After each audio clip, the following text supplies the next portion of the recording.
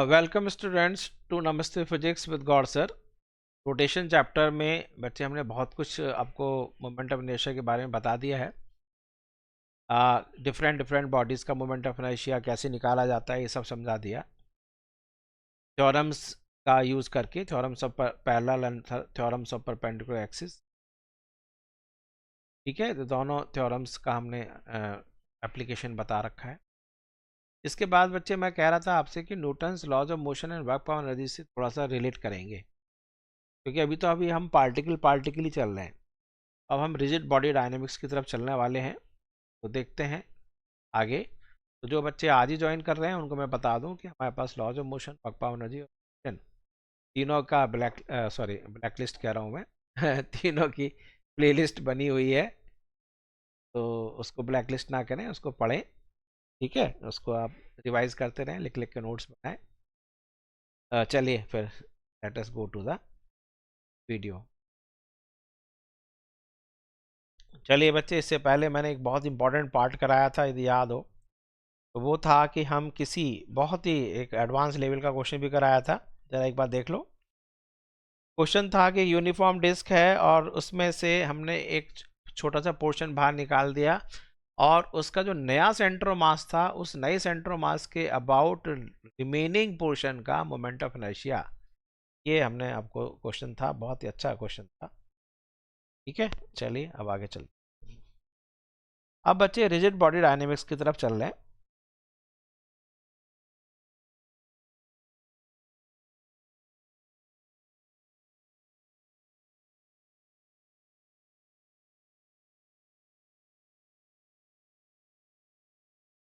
Rigid body dynamics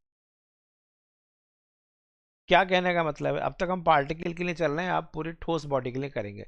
अब आपको बार बार सोचोगे रिजिड रिजिड रिजिड क्या मतलब है? रिजिड की डेफिनेशन भी है क्या कुछ? किसको रिजिड बॉडी बोलेंगे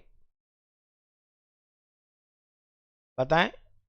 को पता है रिजिड का मतलब? अरे ठोस, आपको सही है, हिंदी में ठोस कहते हैं।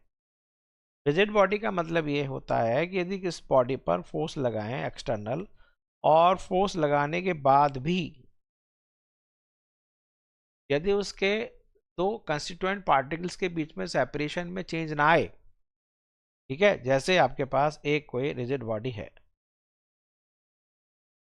एक रिजिड बॉडी मान लेते हैं, और इसके अंदर बच्चे कोई पार्टिकल्स हैं, एक ये पार्टिकल है, एक ये पार्टिकल है। इस पार्टिकल का बीच में सेपरेशन है कुछ, ओह ज़्यादा बड़ा हो गया। इसके बीच में सेपरेशन है, मान लीजिए ये supposing ith particle, this is supposing jth particle. इनके बीच में सेपरेशन है बच्चे rij। ठीक है, 1 2 भी ले सकते हैं। इस पर हम एक्सटर्नल फोर्स लगा रहे हैं, we are applying some external force. ये एक्सटर्नल फोर्स लग गया।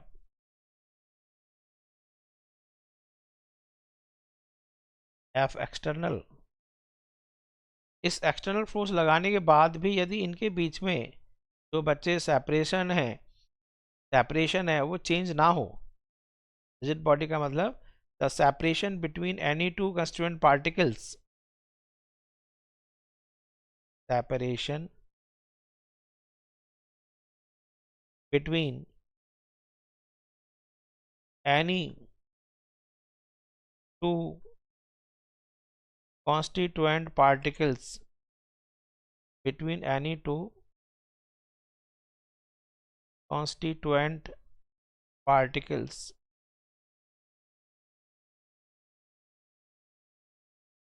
remains same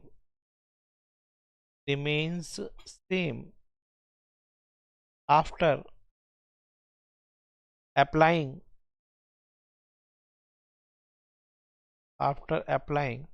external force।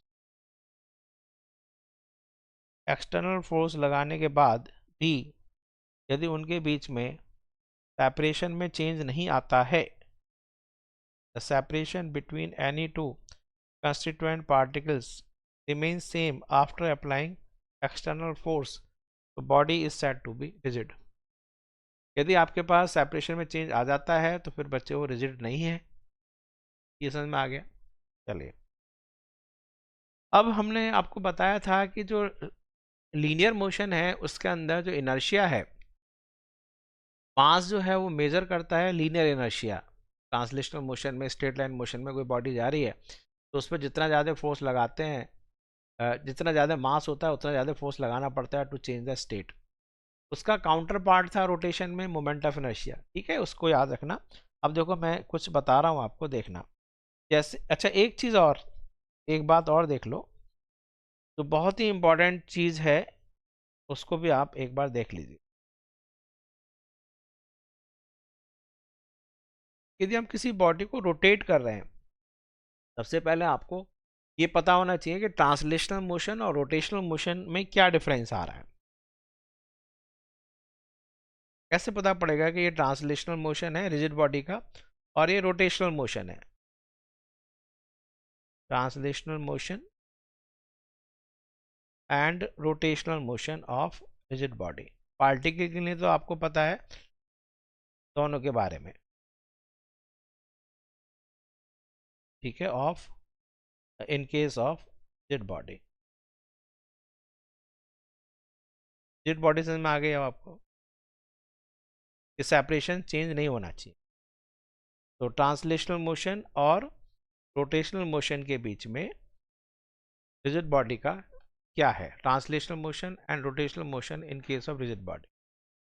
तो सबसे पहले रिजिड बॉडी ले लेते हैं, और ये कोई रिजिड बॉडी है, ठीक है, ये सॉलिड बॉडी। चलो,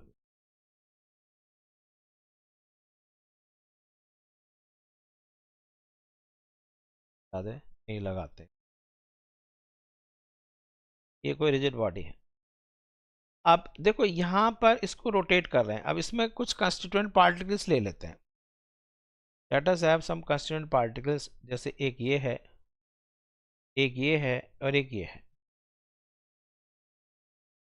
अब ये ऐसे मूव करे, अब इसमें देखो मूव कैसे कर रही है, ऐसे मूव करे कि इसके जो कंस्टिट्यूएंट पार्टिकल्स हैं, इसके जो कंस्टिट्यूएंट पार्टिकल्स हैं, इनका पाथ स्ट्रेट लाइन रहे। समझ में आया आपको? नहीं, इनका जो पाथ है वो स्ट्रेट लाइन रहे हमेशा। ये इसी का मैं एक काम करता हूँ,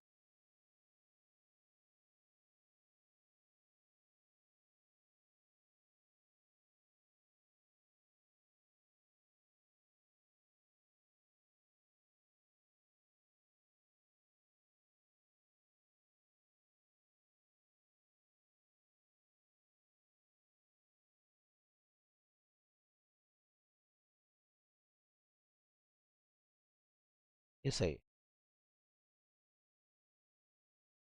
ठीक है। इसके कंस्टिट्यूएंट पार्टिकल्स ये रहे, 1 1 3। कंस्टिट्यूएंट पार्टिकल्स जो 1 2 3 हैं, 1 1, ये फर्स्ट पार्टिकल ऐसे जा रहा है, सेकेंड पार्टिकल ऐसे जा रहा है, थर्ड पार्टिकल ऐसे जा रहा है, ठीक है। तो आप देख रहे हो कि जो कंस्टिट्यूएंट पार्टिकल्स है उनका पाथ भी स्ट्रेट लाइन है। एक बात तो ये है। दूसरी बात ये कह सकते हो कि इनके कोई भी दो कंस्टिट्यूएंट पार्टिकल्स ले लें, जैसे 1 और 3, और 1 एंड 3, 1 एंड 3, यदि the line joining any two constituent particles remains parallel to itself, तो उसका पाथ ट्रांसलेशनल मोशन होगा। ट्रांसलेशनल मोशन का कंसेप्ट समझ में आया? ट्रांसलेशनल मोशन का मतलब ये होगा, पहली बात तो ये समझ सकते हो कि द लोकस यानी paths of constituent particles, path ही ले लेते हैं, the path of each constituent particle, constituent particles, मतलब फिजिक्स को मैं काफ़ी डिटेल में समझा रहा हूँ आपको। Path of each constituent particle is straight one, is a straight line, तो आप समझ सकते हैं कि ट्रांसलेशनल मोशन। दूसरा हम ये मान सकते हैं कि the line joining any two constituent particles,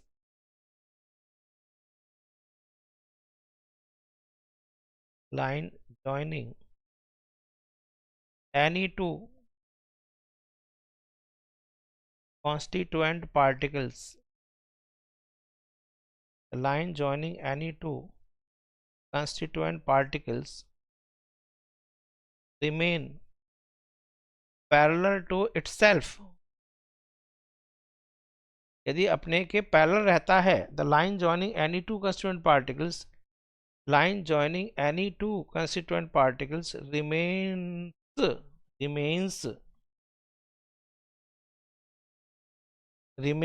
parallel to itself, तब भी हम उसको हम स्ट्रेट लाइन मोशन कहेंगे, सॉरी हाँ स्ट्रेट लाइन ट्रांसलेशनल मोशन बोलेंगे। This is the translational motion. आ गया ट्रांसलेशनल मोशन।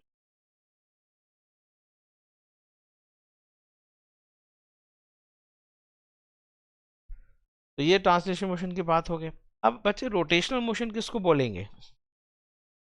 दूसरा है रोटेशनल मोशन।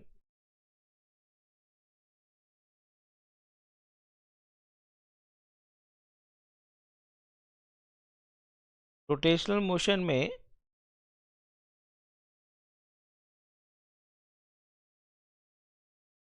अब रोटेशनल मोशन की हम बात करें तो बच्चे कंस्टिट्यूएंट पार्टिकल्स का, ये देखो एक ये है बॉडी, एक और चीज में समझाऊंगा आपको, समझ में आ रहा है आपको? ये रिजिड बॉडी है और इसके कंस्टिट्यूएंट पार्टिकल्स दिख रहे हैं आपको। ये पहला पार्टिकल है, ये दूसरा पार्टिकल का है, 1 2 ऐसे ऐसे मान के चलो कि आप जो आपका एनुअल फंक्शन है या एनुअल स्पोर्ट्स डे है तो उसमें आपने मार्च पास्ट किया होगा, यहाँ पे फ्लैग होगा, है नहीं? और यहाँ पर आपके पास कौन होंगे? चीफ गेस्ट होंगे प्रिंसिपल के साथ। तो बच्चे ये आपके जो हाउस है, आपका कोई भी हाउस मान लो, नर्मदा मान लो, कावेरी मान लो, हिमालय मान लो, कुछ भी मानो, बुद्धा मान लो, विवेका मान लो, कुछ भी, ठीक है? तो ये जो आपके पास पार्टिकल्स का पाथ है, Ramesh, Suresh,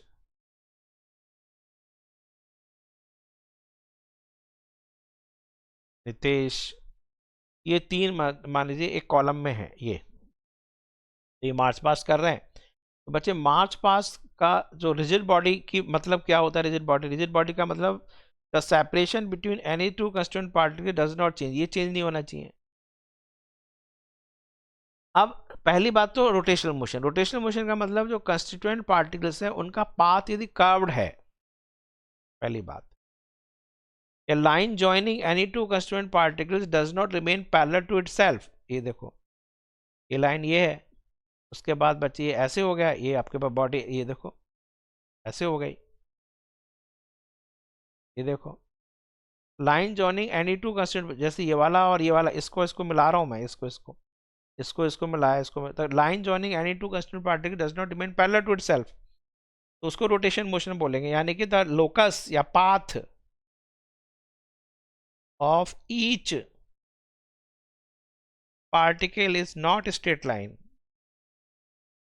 of each particle is curved, is a curve। दूसरी बात, दूसरा सिम्टम्स क्या हो सकते हैं? लाइन या सेशन रीजन की नहीं मैं बात कर रहा हूं, line joining any to constituent particles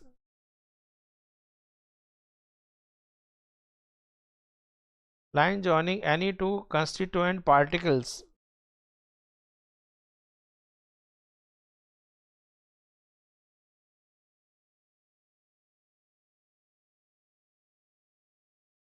does not remain parallel does not remain parallel to itself. वहां पर क्या था, the line joining any two constituent particles remains, ओहो ये रिमेन कैसे लिखा है, रिमेन RE, ओहो तो ब्लू येलो से लिखे हैं, रिमेन्स पैरेलल टू इटसेल्फ, वहां रिमेन पैरेलल टू इटसेल्फ था, यहाँ पर does not remain parallel to itself. तो सबसे पहला path of each, the path of each particle is not a curve, is a curve, is not a straight line. And दूसरा, line joining any two constituent particles does not remain parallel to itself. ठीक है, थोड़ा सा to को मैंने कैसे लिखा है, इसको कैसे लिख डब्लू डब्लू, ठीक है, ये हो गया। एक चीज आप नहीं देख रहे हैं, द सेपरेशन बच्चे सेम रहने की वजह से कोई भी ये पार्टिकल, जरा देखो बच्चे, से this is first particle, this is आपके पास second particle, this is third particle, first particle यहाँ आया, सेकंड पार्टिकल यहाँ आया, थर्ड पार्टिकल यहाँ। एक चीज और देखो आप कि जितना फर्स्ट पार्टिकल के ने सेंटर पर यहाँ पर कुछ एंगल बनाया है, उतना ही बच्चे सेकंड ने बनाया है, उतना ही थर्ड ने बनाया है। तो यानी कि एंगुलर फिजिकल क्वांटिटी वो सेम रहती है, अदरवाइज क्या है, उनका रिलेटिव सेपरेशन चेंज हो जाएगा। तो फर्स्ट पार्टिकल ने यदि इसने इतना एंगल बनाया 180 डिग्री, तो सेकंड भी उतना एंगल बनाएगा, थर्ड भी उतना बनाएगा। आया आपको समझ में, नहीं आया? फर्स्ट ने बच्चे देखो ये एंगल बनाया है, ये फर्स्ट पार्टिकल ने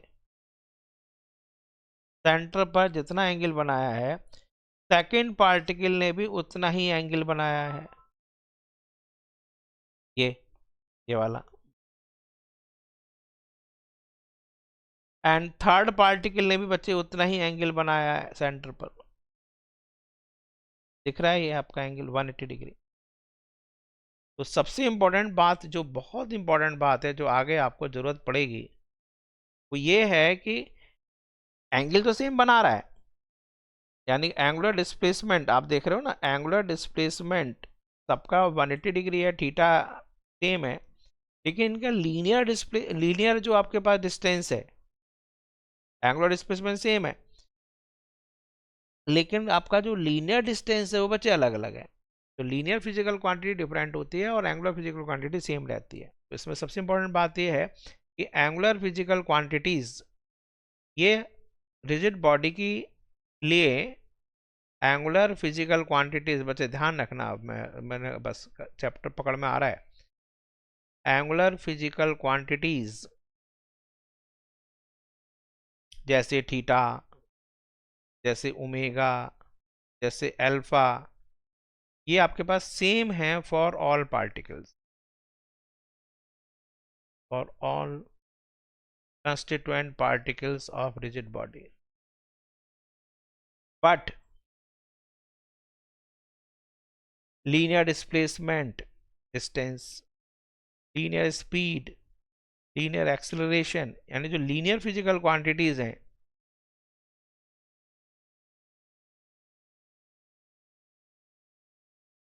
linear physical quantities, linear physical quantities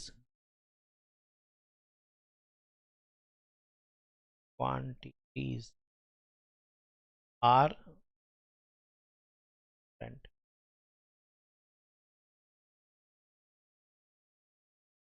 समझ में आया बच्चे आपको? नहीं, linear physical quantities are different, लेकिन angular physical quantities are same for all part. ये मैं आपको जान के बता रहा था, का विशेष ध्यान रखना। अब हम आगे चलेंगे बारे में, अब हम देखो फॉर्मूले जल्दी से बनाते चले जाएंगे, आप देखना। ये सब हो गया, नेक्स्ट पेज पर लेते हैं। जैसे मैं आपसे कह रहा हूं कि एंगुलर मोमेंटम मैं रिजिड बॉडी का निकालूं, एक दो करके दिखा देंगे, उसके बाद फिर हम नहीं करेंगे। एंगुलर मोमेंटम फॉर्मूला याद करने बहुत आसान है इस चैप्टर के, देखना अभी। Angular momentum of rigid body. चलते हैं बच्चे। सपोजिंग आपके पास कोई रिजिड बॉडी है,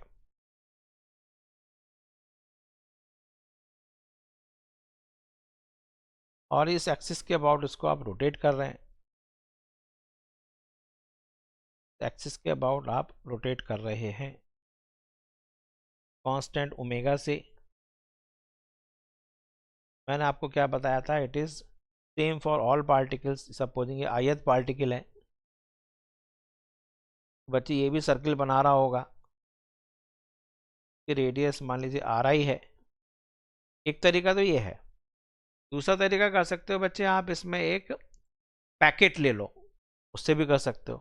मैं चलो पैकेट से करा के दिखाऊँ आपको। कि सपोजिंग ये आपके पास कोई पैकेट है, यहाँ पर एक छोटा सा पैकेट ले लेते हैं, एलिमेंट DM,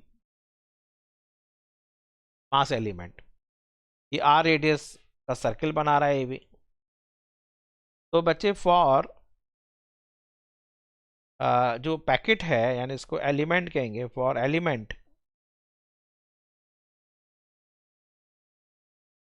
एंगुलर मोमेंटम जो हो जाएगा L पैकेट के लिए, वो आ जाएगा बच्चे DM, यानी कि आपके पास momentum R into P। P कितना है? P हो जाएगा DM इंटू V।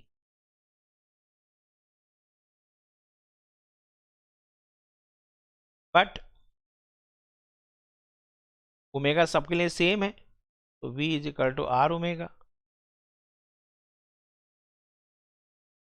तो V की जगह अपने R ओमेगा रख दिया। तो बच्चे L फॉर पार्टिकल, एक पैकेट के लिए, एलिमेंट के लिए,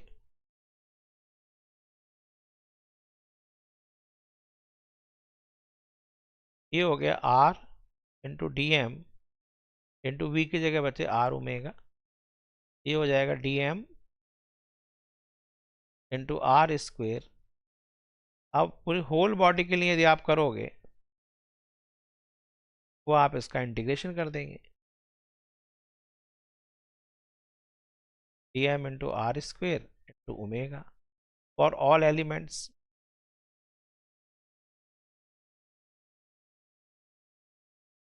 अब आप मुझे बताओ कि क्या मैंने आपको ये बताया था, ये क्या है? ये पूरा का पूरा है मोमेंट ऑफ इनर्शिया। तो L पूरी बॉडी के लिए, L रिजिड बॉडी के लिए,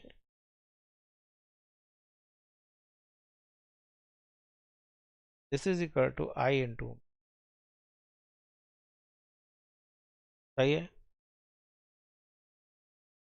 L for rigid body is equal to I into omega.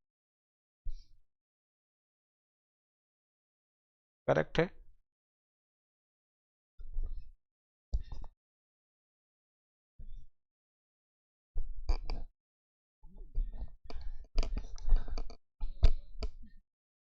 ठीक है। तो अब आपको इससे किससे कंपेयर करने पे समझ में आ रहा है? यदि आप इसको कंपेयर करेंगे,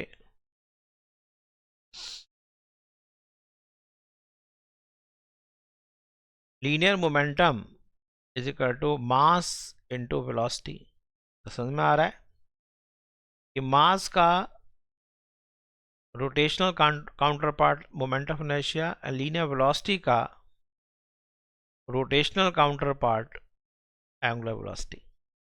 जो काम लीनियर वेलोसिटी का है, ठीक है, जो स्ट्रेट लाइन में जो बॉडी चलती है तो उसकी जो लीनियर वेलोसिटी होती है, जो काम उसका है, यानी कि स्टेट ऑफ मोशन बता रहा है, स्टेट को बता रहा है, स्ट्रेट लाइन मोशन, और वही काम एंगुलर वेलोसिटी का है। यदि लीनियर वेलोसिटी चेंज करेंगे तो लीनियर मोमेंटम चेंज होगा, एंगुलर वेलोसिटी चेंज करेंगे तो एंगुलर मोमेंटम चेंज होगा। पार्टिकल के लिए आ गया एंगुलर मोमेंटम।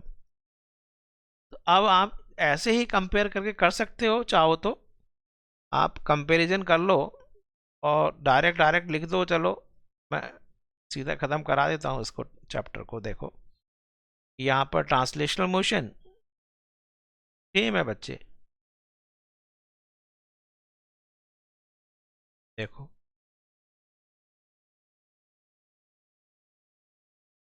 और इधर लिख लेते हैं रोटेशनल मोशन।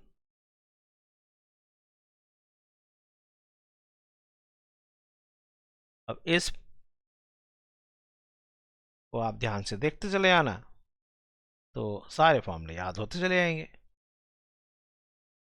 तो ट्रांसलेशनल मोशन में आपके पास क्या क्या चीज़ थी ज़रा बताओ।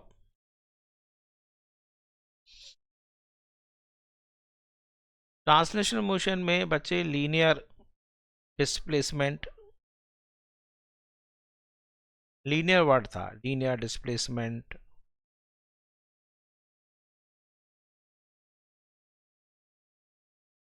लीनियर वेलोसिटी,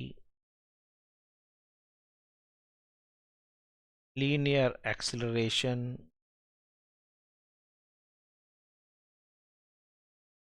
तो में आ गया S vector, delta S vector ले लो, चाहे वी वेक्टर, एक्सेलरेशन वेक्टर। तो यहाँ पर हमारे पास है रोटेशन में angular velocity, angular displacement, rotational kinematics की इक्वेशन मैंने कराई थी, एंगुलर वेलोसिटी, एंगुलर एक्सेलरेशन, यानी कि ये है delta theta vector, omega vector, alpha vector. इनमें रिलेशन भी देख लो बच्चे जल्दी, कि V vector is equal to D S upon D T, A vector is equal to D V by D T. यहाँ पर omega vector is equal to आ रहा है बच्चे, नहीं, D theta upon D T, alpha vector is equal to D omega by D T. समझ में आ रहा है? आ गया रिलेशन सारे, लीनियर का समझ में आ गया, एंगुलर का समझ में, रोटेशन में आ गया। इसके बाद बच्चे यहाँ पर जो हमारे पास काम है किसका है, लीनियर मोमेंटम,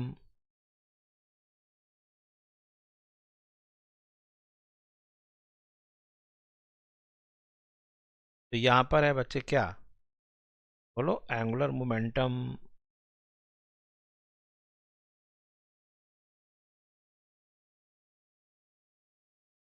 लीनियर मोमेंटम बच्चे P vector is equal to M into V vector. यहाँ पर angular momentum L is equal to P का बच्चे replacement I into omega vector. इसके बाद फोर्स, जो काम फोर्स का है यानी स्टेट को चेंज करता है, ट्रांसलेशन से स्टेट को, टॉर्क है, force vector is equal to rate of change of momentum.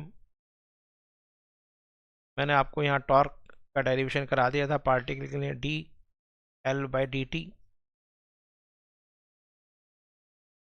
Force is equal to M into A vector. यहाँ पर बच्चे टॉर्क, एम की जगह मोमेंट ऑफ इनर्शिया, ए की जगह क्या बताया मैंने, अल्फा। आ रहा है समझ में? नहीं तो external force equal to rate of change of linear momentum. आ रहा है चैप्टर पकड़ में आ रहा है नहीं? अब देखो रोटेशन मोशन फॉर्मूले याद हो गए, और आगे चले। ट्रांसलेशनल मोशन लिख देता हूँ यहाँ पर,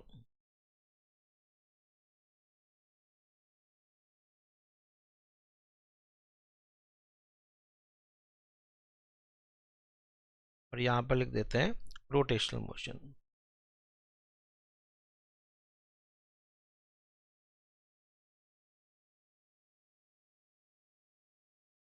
ट्रांसलेशनल मोशन और रोटेशनल मोशन।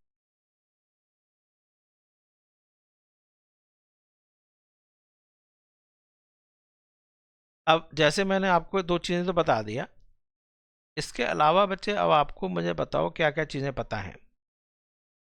आपको बच्चे एक चीज और पता है, उसको कहते हैं लीनियर इम्पल्स।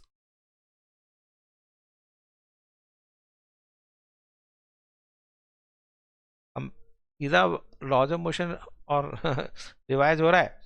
यहाँ पर क्या है, लीनियर इम्पल्स की जगह एंगुलर इम्पल्स। लीनियर इम्पल्स क्या करता है? Linear impulse is the effect of linear force, effect of force.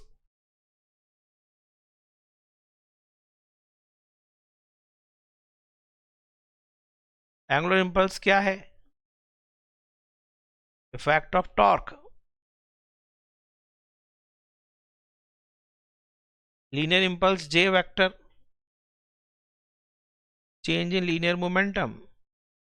Angular impulse J vector इससे दिखा रहा हूं, चेंज इन एंगुलर मोमेंटम। इसको और क्या तरीके से निकाल सकते हैं? F external D T integration T1 से T2 इज इक्वल टू, बोलो, torque external into D T integration T1 to T2। R S में एरिया वेरिया से निकाल सकते हैं। एरिया का भी पता था आपको, and this is equal to P2 minus P1, this is L2 minus L1। Angular impulse हो गया। और बताएं बच्चे,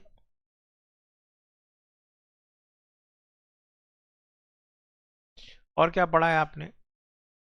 मोमेंटम हो गया, इम्पल्स हो गया, लॉज ऑफ मोशन के अंदर तो ये बात हो गई। अब बच्चे वर्क पावर एनर्जी में चलते हैं। वर्क डन,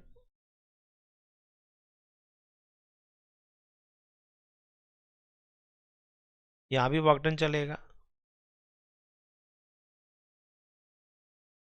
अब वर्क डन में यहां पे था force into D S integration, ठीक है। यहां पर work done is equal to, work done is equal to torque into D theta integration. Area से तो निकालते ही हैं, फोर्स और डिस्प्लेसमेंट के बीच में जो एरिया है उससे निकलेगा। यहां पर बच्चे ध्यान रखना, वर्क डन में टॉर्क, ठीक है, जैसे आपके पास एक रॉड है, ये इसकी एक्सिस ऑफ रोटेशन है,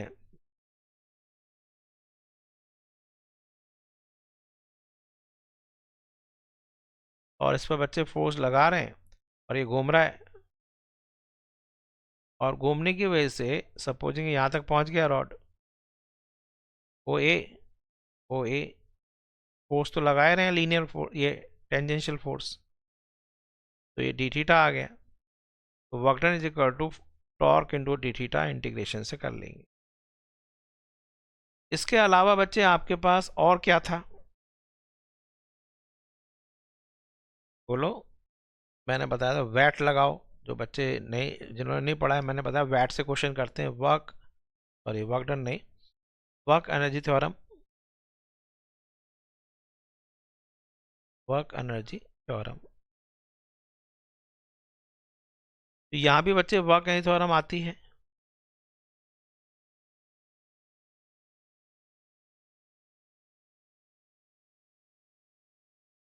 बहुत सारे क्वेश्चन आते हैं इसमें वर्क एनर्जी थ्योरम में, मैं बताऊंगा आपको अभी कि work done is equal to सारे फोर्सेस का वर्क, चाहे वो स्यूडो फोर्स हो, चाहे कैसी भी फोर्स है, रियल फोर्सेस हैं, is equal to change in kinetic energy. ऐसे यहाँ पर work done is equal to change in kinetic energy. अब यहाँ पर काइनेटिक एनर्जी कौन सी होगी? यहाँ पर लीनियर काइनेटिक एनर्जी होगी, ट्रांसलेशनल होगी,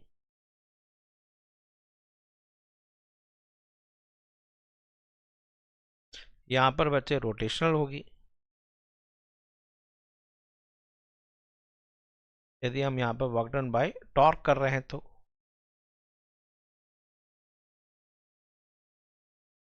नहीं, यदि सीधे कर रहे हैं तो फिर आपके पास, चलो कोई बात नहीं, ऐसे रहने दो। वर्क डन बाय टॉर्क क्या वर्क डन किसी से भी कर सकते हो, रोटेशनल एनर्जी भी आ सकती है, लीनियर भी एनर्जी भी में भी चेंज आ सकता है, क्वेश्चन में कराऊंगा इस पर, जो नीट में आया क्वेश्चन, इस पर नीट में क्वेश्चन आते हैं। नेक्स्ट चलते हैं। और क्या पढ़ा था आपने बच्चे वहां पर वर्क पावर एनर्जी में, और कौन सी फिजिकल क्वांटिटी रह गई? सोचो। अरे और भी तो रह गए एक, पावर नहीं रह गई क्या?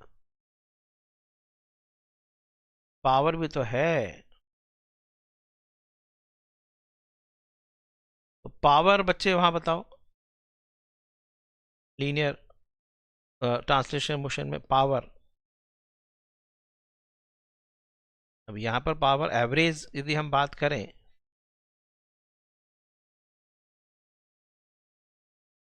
Average power is equal to work done, या work done upon time taken, या change in kinetic energy upon time taken. यहाँ पर भी बच्चे ऐसे आएगा average power.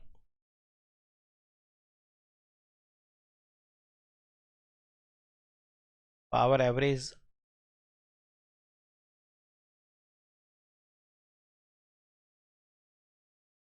Is equal to work done upon time taken, यानी change in kinetic energy upon time taken. यहाँ पर रोटेशनल काइनेटिक एनर्जी ले लेंगे। इंस्टेंटेनियस पावर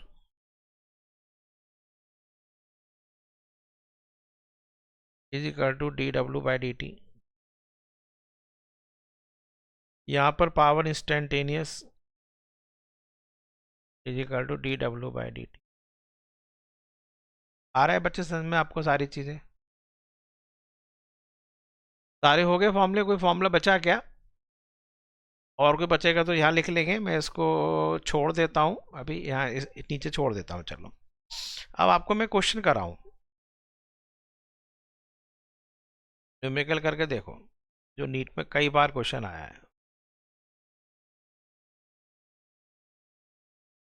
क्वेश्चन था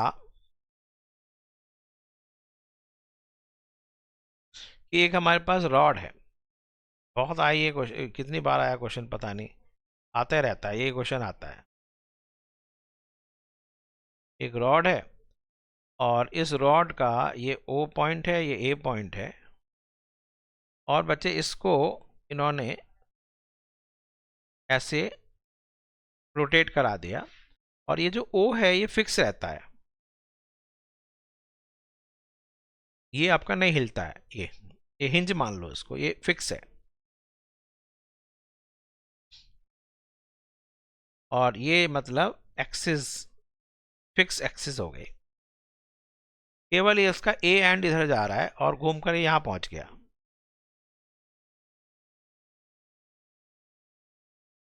ये यहां आ गया।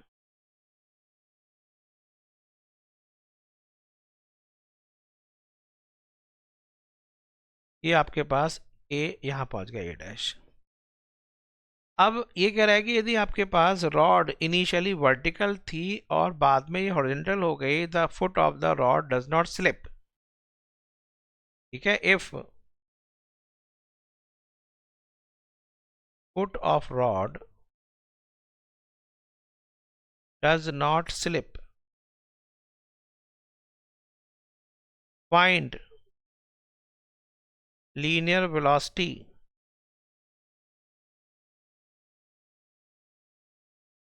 of and free end of rod.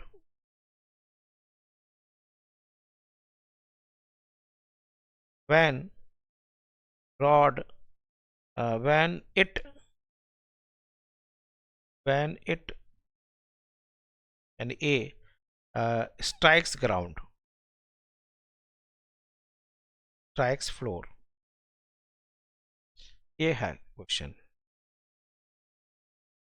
Foot of the rod does not slip, find the linear velocity of the free end of the rod when it strikes the floor. When it strikes the floor. KE। चलो जी, अब हम करेंगे क्या? देखो मैंने बताया कि work done, इसमें बच्चे क्वेश्चन में वर्क एनर्जी थ्योरम ही लगेगी। Work done is equal to change in kinetic energy.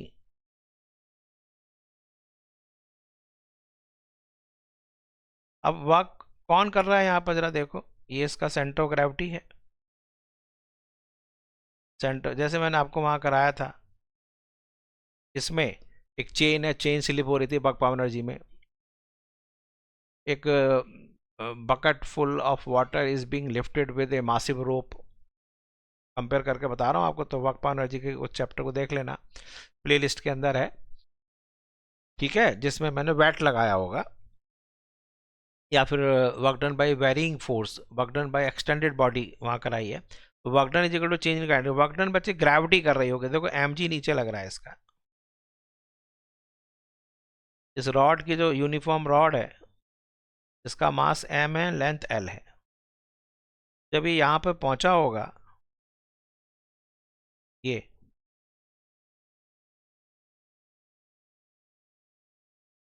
तो इसने कितना वर्क डन, कितना डिस्प्लेसमेंट हुआ इसका, L/2। तो वर्क डन बाय ग्रेविटी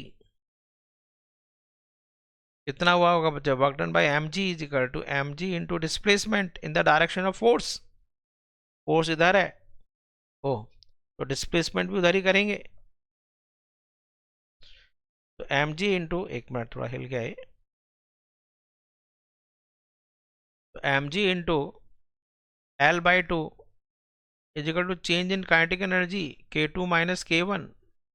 अब ये K2 और K1 क्या है बच्चे, रोटेशनल, K1 तो जीरो था, K2 इज द फाइनल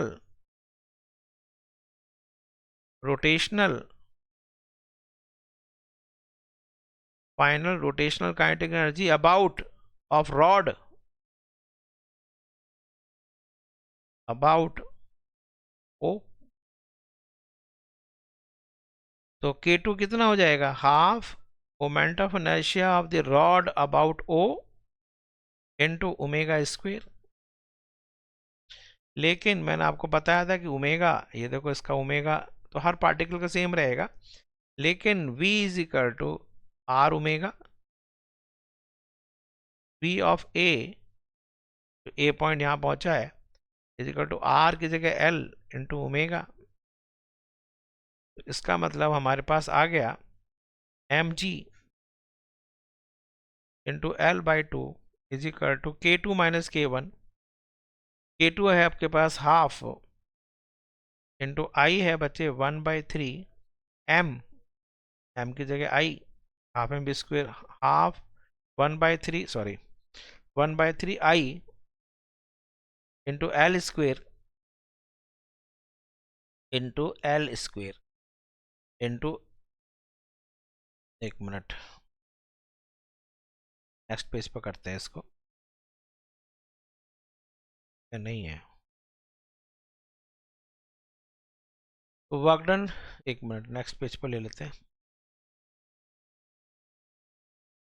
अच्छा, ये पेज हमारा फिनिश भी हो गया, इसमें लाइन ड्रॉ कर लेते हैं, एक मिनट। तो हमारे पास था बच्चे work done by gravity is equal to change in kinetic energy, that is K2 minus 0। Work done by gravity हुआ mg into L/2। Kinetic energy होती है half I about O into omega square, half I हो जाएगा बच्चे moment of inertia one end के about 1/3 m into L square into omega square. अब omega into L मैंने बताया वेलोसिटी ऑफ ए पार्टिकल है, ये हो गया बच्चे, m से m कैंसिल हो जाएगा, पहले m से m कैंसिल करना, काट दो, ये हो गया आपके पास g into L/2 is equal to 1/2 into 1/3 into L omega, 2 से 2 भी काट दो,